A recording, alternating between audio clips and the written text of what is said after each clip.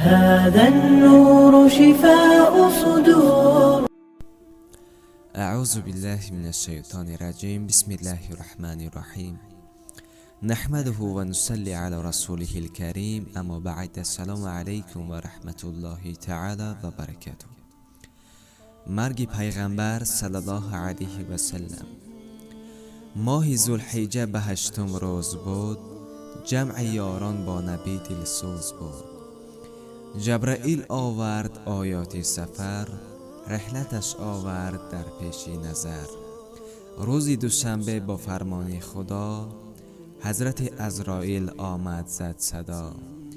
دست خود بگذاشت در پیش بر، راست نزد آن نبی نیکفر. گفت پیغمبر کمی شو انتظار، تا بیاید جبرائیل از کردگار.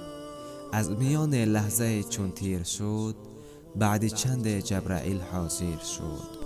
جبرائیل را کرد پیغمبر سؤال، از چه کم آمد مرا در عمر سال.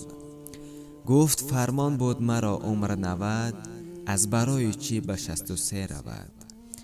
جبرائیل گفت از 90 آن 27، از برای یک شب معراج رفت. باز پرسید جبرائیل را مصطفی، بعد من تو باز آیی از سما. مصطفی را جبرائیل داد این جواب، بعد تو 10 بار آیم در حساب. بار اول میبرم صبر از زمین، صبر بگریزد زی آدم بعد از این. بعد این شرم و حیا را میبرم، آر و ناموس نماند در حرم. بار سیوم میبرم آن رحم و مهر، تا نماند لطف در قلبی سپهر. من عدالت میبرم در بار 4، امتانت میشوند به عدل خوار. دفع دیگر گر بیایم بر زمین، خیر و نیکی میبرم من با همین. در 6م دفعه سخاوت را برم، تا فقیران را ببینند بدکرم.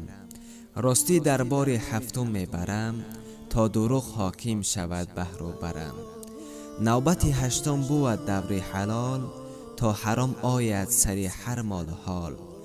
من عمل را میبرم بار 9م، آدمی به علم خوار و مرز و بوم. میبرم پس جلد قرآن مجید، میکنم روز قیامت او را پدید. اشک پیغمبر از این گشته روان، پیش از آنه که بسپارد بیچاره جان. جبرائیل را کرد از نوع سؤال، امتانم را چه ها آید به حال. گفت حکم ازید یکتا به ما، امتانت را سپاری بر خدا. روز محشر چون بیاید آن صمد، امتانت را بر تو باز پس می دهد. بعد اجرای همه فرض و نماز، امتانش را نصیحت کرد باز. فرق سازد حلالی از حرام، تا که باشد تازه هر دیوار و بام. ده زکات مال را بر کمبغل، بر یتیمان و بیوه و بر کسل.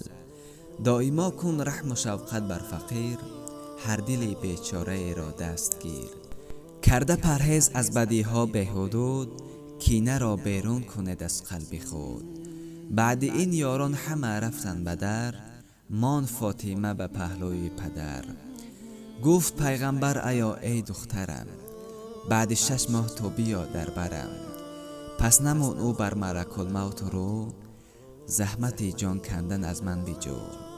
امتانم را بیده تو کم عذاب، که همه هستند بیچاره خراب. عزرائیل بشنید این عرض ورا، راضی شد بر گفته آن مصطفی. یا رسول الله هستم من رضا، امتانی تو کرد فرضشون ادا. آیت الکرسی قرائتشون کند، قبض جانش بنده را مفتون کند. این بگفت و دست خود بر او نهاد، آه گفت آن رسول جانش را بداد. رفت از دنیای سعید و مرسلین، ترک بین ما دهر فانی را چنین. لیک تا امروز در دلهای ما، کار او ما را بود چون راهنما. السلام علیکم و رحمت الله و برکاته.